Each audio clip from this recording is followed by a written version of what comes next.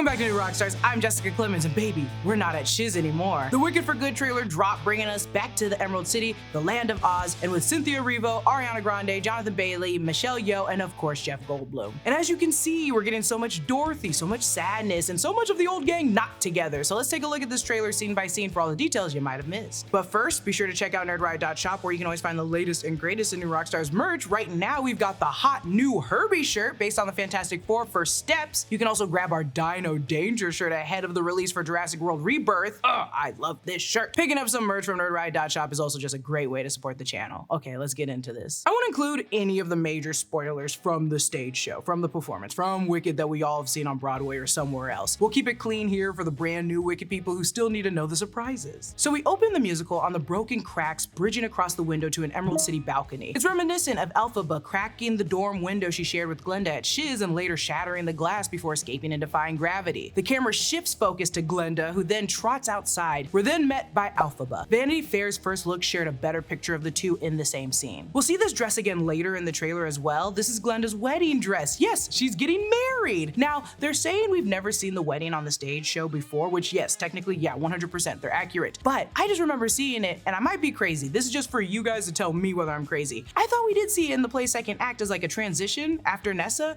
but I might be wrong. Just let me know. Message me.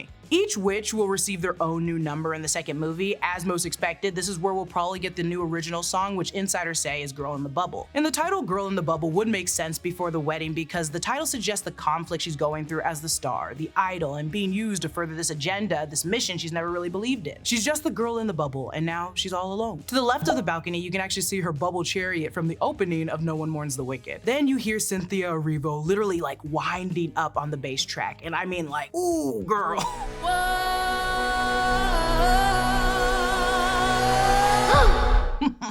I'm excited. This song could be a piece of Cynthia and Ariana's for good. Because I knew it, I have been changed for good. It's from Wicked. I figured. Then we start hearing a bit of Cynthia Erivo's No Good Deed, and baby, ooh, she's gonna eat this one up. John Chu has mentioned that we'll see a lot of Elphaba in the second movie, what decisions she makes when she's not in the Emerald City. And we'll also see her base of operations, which I assume is this forestry settlement located in the Ozian forest. The lyrics Elphaba sings here.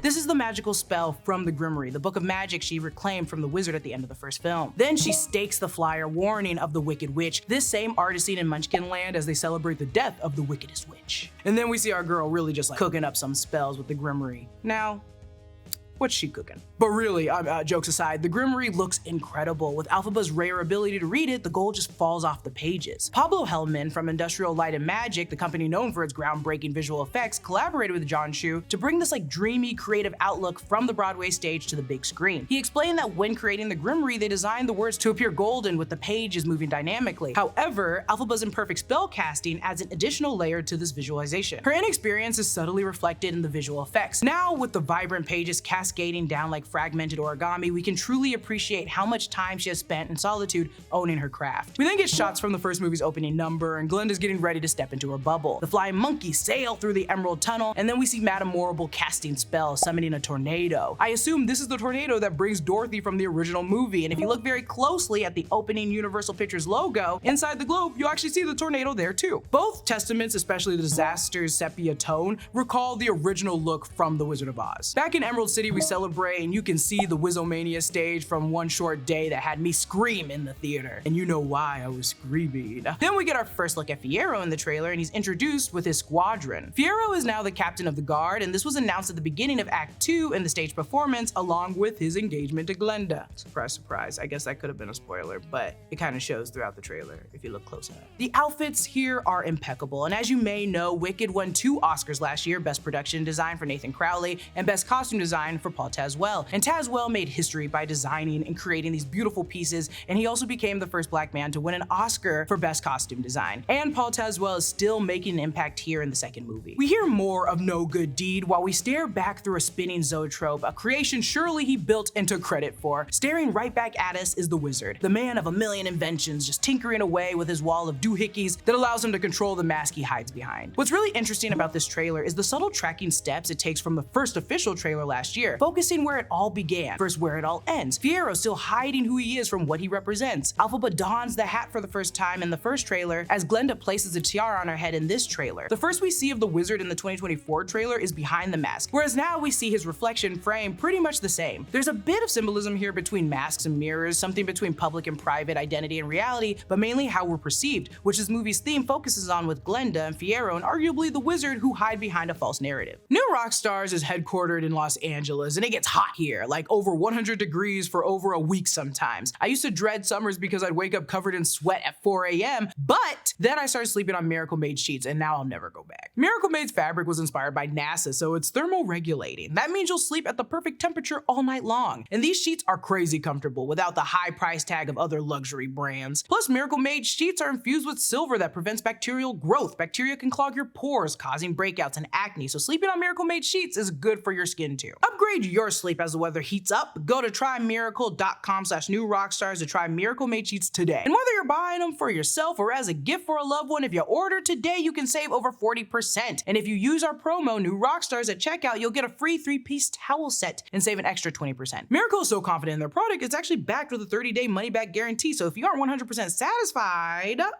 you'll get a full refund. Upgrade your sleep with Miracle Made. Go to trymiracle.com/newrockstars and use the code NEWROCKSTARS to claim your free 3-piece towel set and save over 40% off. Again, that's trymiracle.com/newrockstars to treat yourself. Thank you for Miracle Made for sponsoring today's video. The wizard's new clothes have these red floral patterns, which I think represent the red poppies closely linked to the original movie. Red poppies have weed-like leaves, which are also reflected in this pattern. Elphaba then lays her hand on pieces of the yellow brick road, and we got this snippet from the first look back in 2024. We also see her arrival at this location later, still mid-construction of the yellow brick road being paved through the turned soil. In the background, you can see the guards or the workers run as she arrives, and the fire in the background destroys the forest while the animals seek shelter, and this is what she's been really fighting against the entire time. Glenda is now wearing her blue dress instead of the pink one that we grew so accustomed to, and her sleeves are very reminiscent of Billy Burke's Glenda. I believe the sequence will be the beginning of part 2 where they perform Thank Goodness. In contrast to her outfit from part 1, the blue dress shows the sadness she's been going through, and in this song it reflects a lot of her journey, both positive and negative aspects, and she acknowledges the good, but also what she had to sacrifice. We'll also see more of the colors kind of shift. I've noticed that the pink tones are still there in the trailer, but even in the new poster, they've shifted to a bluish purple rather than full-on pink.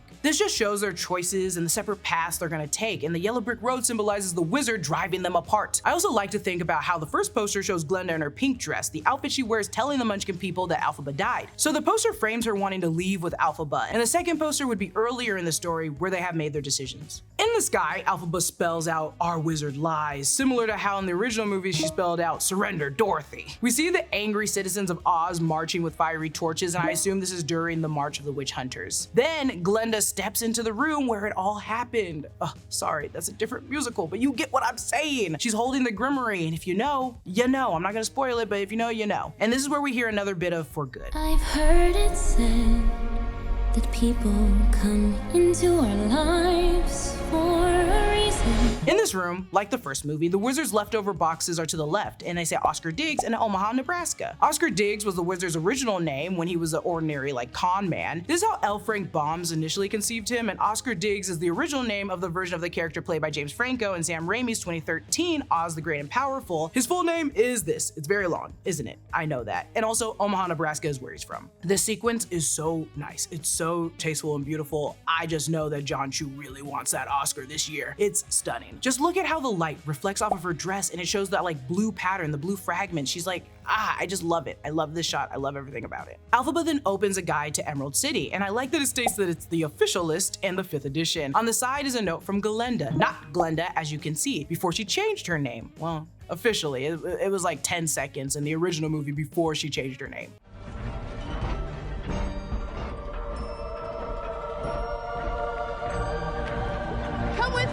So this is the same pamphlet that she gave her before she was about to depart to Emerald City. Then Glenda asks this. Think of what we could do.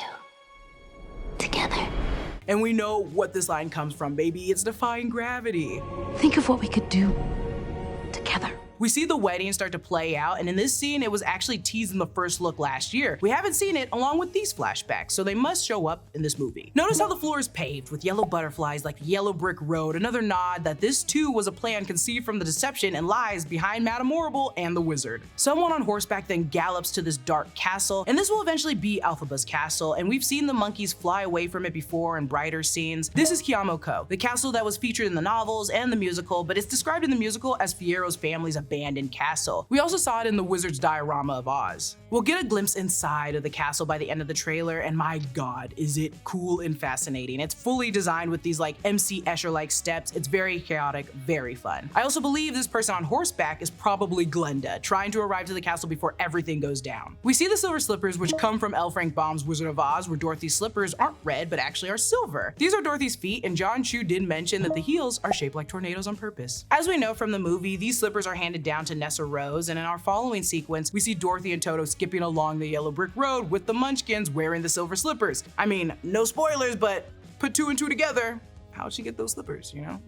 Additionally, Dorothy is literally walking through a puddle of water in those silver slippers, so actually put 3 and 3 together. Also, I can't believe they showcase her murder in the trailer like this. Dorothy's a murderer. There, I said it. Then we see the wizard, Glenda, and Elphaba singing and dancing in front of the mask. The green hot air balloons hover above them, and they're celebrating pride. Kidding. Perhaps, who knows? The rainbow colors could also indicate the most famous song from the original Wizard of Oz film, Somewhere Over the Rainbow. And you might be familiar with Roy G. Biv to remember the order of the rainbow colors going left to right. Red, orange, yellow, green, blue, indigo, violet. But in the wizard's room, they are reversed, which makes sense because Oz is over the rainbow, or on the other side of the rainbow. So in Oz, I presume you'd see the rainbow from the backside. I just think it's a little nice nod, if it is one. I assume this all takes place during the song Wonderful, and from the earlier scenes and looking at Glenda's dress and the following scene, it'll all take place during this sequence. The song Wonderful also describes how the wizard was perceived upon landing in Oz and how he lied to the citizens. He tries to tempt Elphaba, offering that she could be wonderful too, to which she kind of agrees. However, upon a devastating reveal, she changes her mind. I'm not gonna say what that reveal is,